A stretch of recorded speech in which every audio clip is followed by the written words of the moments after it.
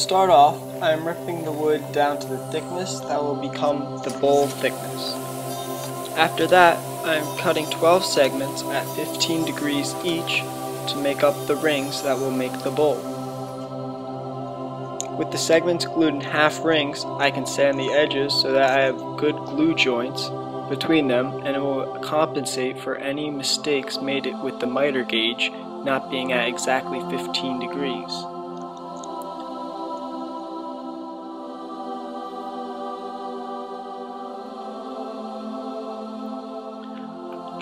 I simply take a clamp and clamp it lightly so that I don't break the ring.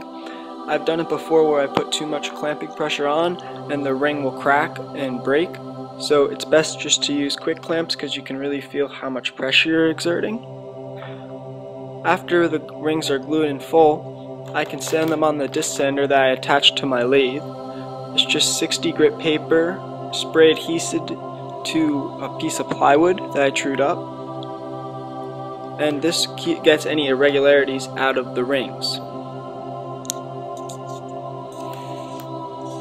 Now I'm truing up the faceplate, or the base, which has multiple scrap pieces glued to it, and then the faceplate screwed onto it. Truing it up now will allow me to get higher speeds without any rock on the lathe.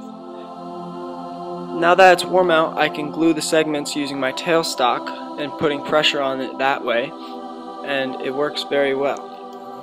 To start, I identify what the outside shape is going to be and define that, and then I'll move on to the inside.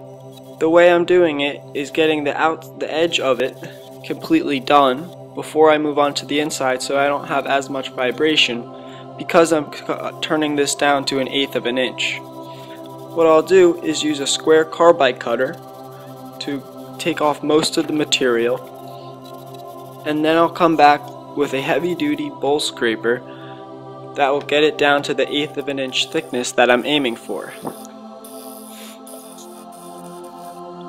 The scraper is good because it's hard to get a catch on it, and it takes off a little bit at a time so that there isn't very much vibration.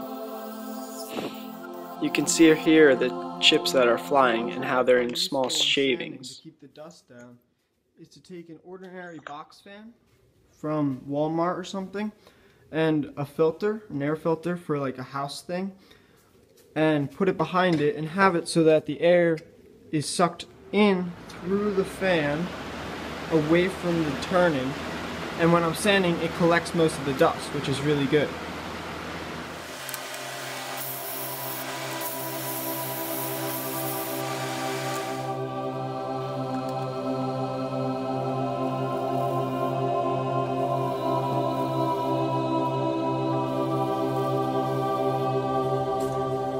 Now that the mineral oil is dry, I'm going to use some beeswax and mineral oil mix that I made. I'm just going to apply it with a clean rag.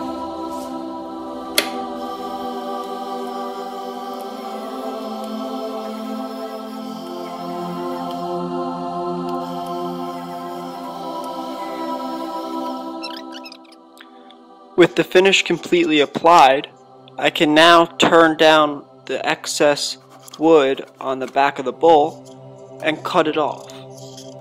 Now there's still a little nub left, so instead of risking it with the disc sander, I'm just using a Dremel with a guide to get it all off.